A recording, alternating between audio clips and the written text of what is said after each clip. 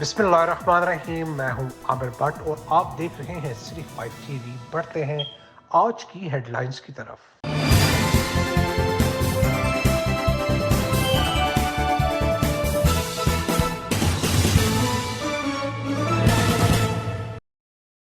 ریاست مدینہ کی دعوے دار حکومت اپنے چہیتوں کو ورکرز کے استحصال سے نہ روک سکی۔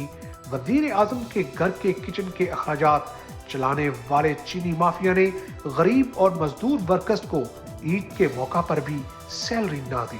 پی ٹی آئی کے چہیتے اور بزنس مین تائیکون ہمایوں اختر خان کی تانیہ والا شوگر ملز کنوانی کی انتظامیہ نے ورکرز کو عید کی خوشیوں میں شامل ہونے سے محروم کر دیا۔ مزید تفصیلات جانیں گے ہمارے نمائندے علی حسن صابری سے۔ جی علی حسن، آگاہ کیجیے گا۔ جی، ریاست مدینہ کی دعوے دار حکومت کے چہیتے اور بزنس ٹائکون ہمایوں اختر خان کی چاندنیا والا شوگر ملز کی جو انتظامیہ ہے ان کی طرف سے مزدور ورکرز کا جو استحصال ہے وہ دھڑلے سے جاری ہے، اور یہ سب کچھ ناظرین جو ہے وہ حکومتی ایما پر ہو رہا ہے۔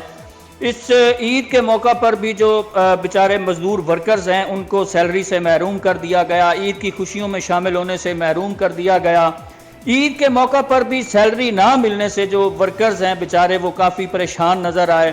ان کا یہی کہنا تھا اس موقع پر کہ اب ہم جو ہیں وہ فطرانے کیسے دیں گے، اپنے بچوں کو عیدی کیسے دیں گے، ہم تو کافی پریشان ہیں۔ وہ بیچارے کافی پریشان اس موقع پر نظر آ رہے تھے، اور ان کا یہی کہنا تھا کہ ہمیں جو مل انتظامیہ ہے اور ہمایوں اختر خان صاحب ہمیں اس حد تک مجبور نہ کریں کہ ہم جو ہے وہ اجتماعی خودکشیوں پہ مجبور ہو جائیں۔